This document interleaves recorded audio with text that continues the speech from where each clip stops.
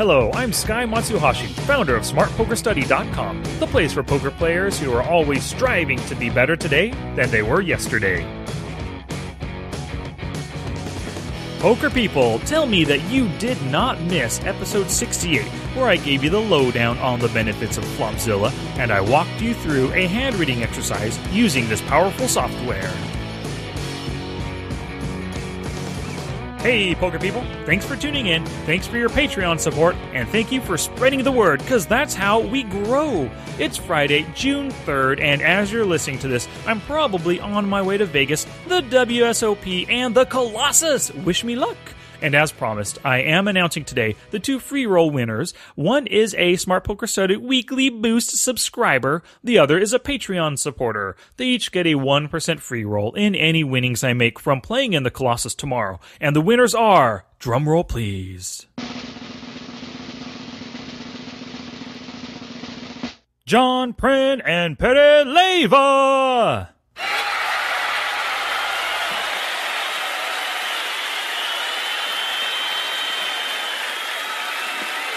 Congrats, guys, and I'll notify the two of you via email as well. Hopefully, I'll take this sucker down and you'll each receive $10K or more for your support. Thank you very much, and thank you as well to all the other Weekly Boost subscribers and Patreon supporters. I truly appreciate it, everybody. Alrighty then, I am featuring 4 questions today from some major poker dudes and dudettes, so let's hit it! Visit the show notes at smartpokerstudy.com/pod69 for links to everything I discussed today and to join the Weekly Boost.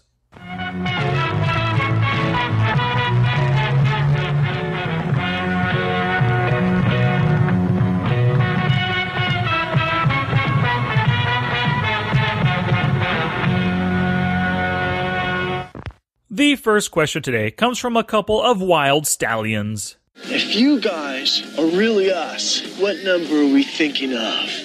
69, dudes! Oh yeah, 69, in honor of today's episode. Thanks, Bill and Ted. So this next email comes to us from Eva, and here we go. Good morning. I have a strange poker question about sponsorship. I play in a free league, and recently, several people have offered to sponsor me in some tournaments. The reason I haven't accepted as of yet is because they are requesting even percentages. I don't have a problem affording the tournaments, so I'm not sure why I would accept this. Are sponsorships usually for an even percentage? Do you have any advice in regards to this? Thank you, Eva. Well, Eva, thank you so much for this question, and sponsorships like this are very common, and they can take any form that you'd like them to take and that the other person is willing to accept.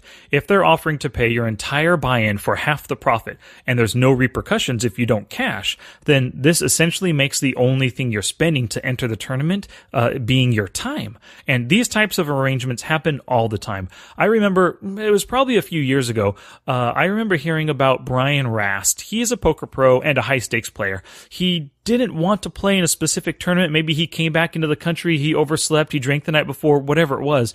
And it might have been a 5K buy-in or maybe even more. But Antonio Esfandiari put up the entire buy-in for like 70% or 80% of the winnings. And Brian went and won the whole tournament, you know. He put Brian up because Brian didn't want to play in the first place. But by Antonio putting up the money, it kind of but it kind of convinced Brian to play, you know. And I guarantee I'm mistaking these numbers, but I'm just using this as a point to show it happens at the highest levels, and I'm sure down to the lowest levels as well. Often with these types of deals, somebody will pay the full entry for more than 50% of the winnings because they feel like they are risking more because of the monetary risk being more valuable than your time spent. It's not uncommon to see these deals at 75-25 or 80-20. And of course, the more desperate you are as the player, the more percentage you're willing to give somebody who's going to back you in the tournament. And I've never made any of these arrangements myself, but if I could do this, maybe one tourney out of every 10 I play, I could play 10% more tourneys at the same monetary cost. If you decide to go into this arrangement, you need to start the tourney knowing that you're only playing for 50% of the ultimate prize, whatever that is. So let's say it's a $10,000 guaranteed first place prize. Then you need to realize that you're only playing for $5,000. If you have in mind something like, I am playing for 10K, you get to the final table, heads up, and then you win the whole time thinking about the 10K, it's going to be a letdown when you have to give half of your winnings to your partner, your benefactor, your sponsor there. Also, if you're doing this exchange with someone you like, a friend or a family member, then you should be happy that they get to partake in your success. I think you should try it just once to see how you feel about it, Alrighty, and in recognition of Bill and Ted, party on, Eva. So question number 3 here comes to us from Gary. He says, Sky, just a suggestion, I am a very new guy to Hold'em poker and have been reading and watching videos and podcasts, etc. I seem to grasp the strategy of 6-max micro cash games, I guess, but I'm having trouble when I move to 9-max games. I've been looking for a source of information that gives a good explanation as to the adjustments I need to make when switching from one format to the other. 6-max seems to be more natural for me to play, but I would like to get enough confidence to play live 1-2 at my local casino. Thanks, Gary. All right, well, that's a great question, Gary. Thank you so much. And the way I treat full ring 9-max games is I break down the 9 positions in a full ring game to the small blind, the big blind, early position, hijack, cutoff, and button. So this mimics what you already know of 6-max games. I break it down into those 6 positions. And when I do that, early position in this case will consist of under the gun plus 1, middle position, and MP1, middle position 1 or plus 1, Keep your ranges nice and tight in the early positions. When you're in later positions, you might also see lots of limps ahead of you, or even an open and some callers. If your hand is good in multi-way pots, for example, it's a suited connector like 8-7 suited, Jack 10 suited, or even pocket 3s or deuces, then just call and play a multi-way pot in position. If you've got a value hand, then you've got to raise it to limit the field, and being live or even micro stakes online, you've got to raise it big. My standard open is 3 times the big blind, or just 3 big blinds. But if I'm facing limpers, I'll add 1 big blind for each limper. So 3 limpers would be a 6 big blind raise.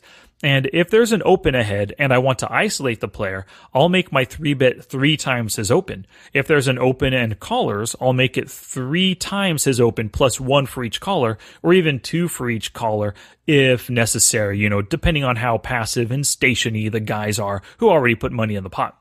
And you should keep in mind that players in 9-max games are generally more passive, whereas 6-max players are far more aggressive. So, for example, you might have 6-max players in the blinds who 3-bet a heck of a lot, but in full ring, these guys often just call in the blinds. You might also get more calling action in full ring, even when you're in early position. You open the pot, you'll get a lot more callers in full ring than you will in 6-max.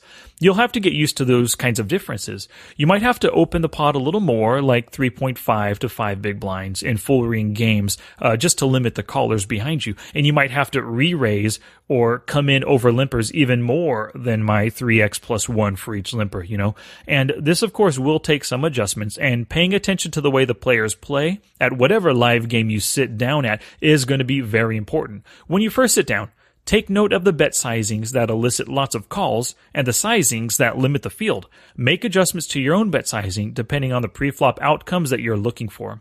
Alrighty, thanks again for that email, Gary. And it's time for a Patreon plug. If you support me on Patreon, you can get some exclusive poker strategy content that I won't deliver anywhere else. There are different levels of support, and with each level comes different rewards. You can get over-the-top podcast shoutouts, early release podcasts, extra patron-only podcasts and videos, copies of my future ebooks, and more just for supporting me with a small monthly contribution.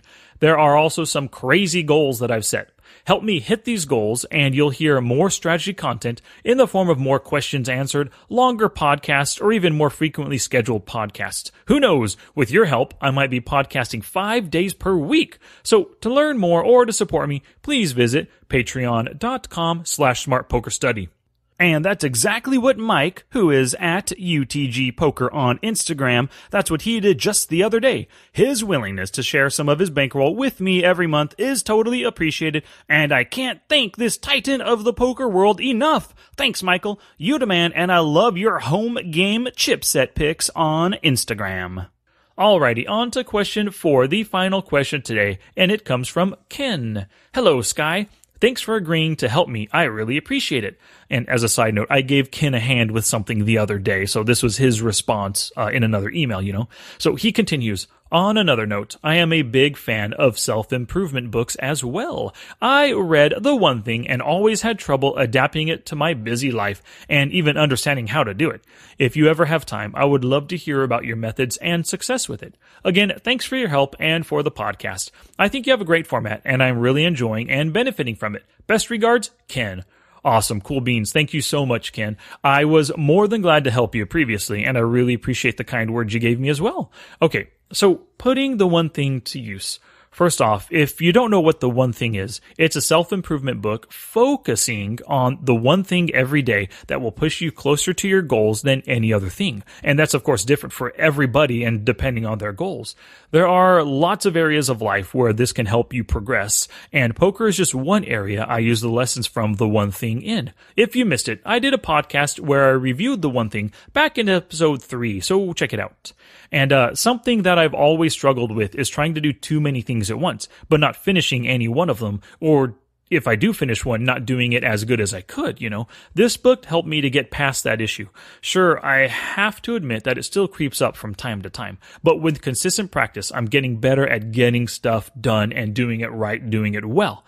The first thing you need to do is decide what you want in life, and that's different for everybody, of course. I had decided I wanted to make my living in the poker world. To do that, I'd have to gain authority by teaching what I know to other people, and this could take many different forms, just the general idea of becoming a poker pro, a poker coach, a blogger, a podcaster, a poker course creator, poker author, software creator, poker commentator, popular Twitch streamer, tourney circuit grinder, whatever. There are so many avenues for me to pursue. But I decided to make my mark in the podcasting space. And a couple of reasons for that. I love podcasting for one thing. And, I kind of thought I could do a good job at it, but I hope I am, and I know I'm getting better, and I'm working every day to get better. But my pursuit right now, my one thing, is becoming the best poker podcaster I can be. Everything I do, whether it's consuming or writing about something, is all geared towards the podcast. When I study poker, I take notes on what I'm learning for a future podcast episode. When I play poker, I'm noting important things in my journal that I can discuss later. I listen to other great podcasters as well, so that I can learn what I like about their podcast and try to emulate and adapt those things into this podcast. Also, I've got a big list of tasks that will make me a better poker podcaster and make my product even better. I've prioritized the list, and I'm working on one thing at a time right now, starting with the one thing that will make the biggest impact for me right now. This is the domino effect that is discussed within the book. You do the one thing that will make the most impact right now, and once completed, it should make all other tasks either easier or unnecessary. So I feel like I've rambled on here just a little bit, but let me sum up all the steps necessary to put the one thing to use in your life. Step number 1 is decide what you want out of life. And this is different for everybody, but I would recommend to pursue something that's within your passions that you feel will stretch you, but at the same time will make you happy and content with your choices. Step number 2 is choose the avenue you'd like to pursue that can get you there. So I chose the podcasting route, of course. And step 3, make a list of all the tasks that you need to accomplish on your way to success. Step 4 is put those tasks in order of most impactful to least impactful, considering that each one should build upon the last. Step 5 is break up each of those tasks into doable steps. And then step 6 is to get started on step 1. Nice and simple. Every day you just knock out one step at a time, one domino at a time to, eventually lead you to the success that you're looking for. So that's it, and I hope that helps, Ken, and thank you very much again for the question.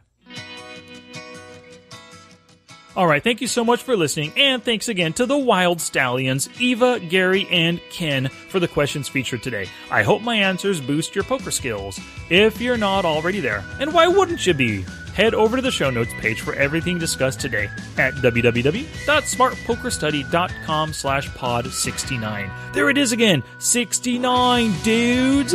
So hit me with any feedback through the show notes, or you can send an email to sky@smartpokerstudy.com. Tweet me at smartpokerstudy, or post in the Facebook group at smartpokerstudy.com/discuss. And please, if you have a question you'd like featured in the show, send it on in through any of the channels just mentioned.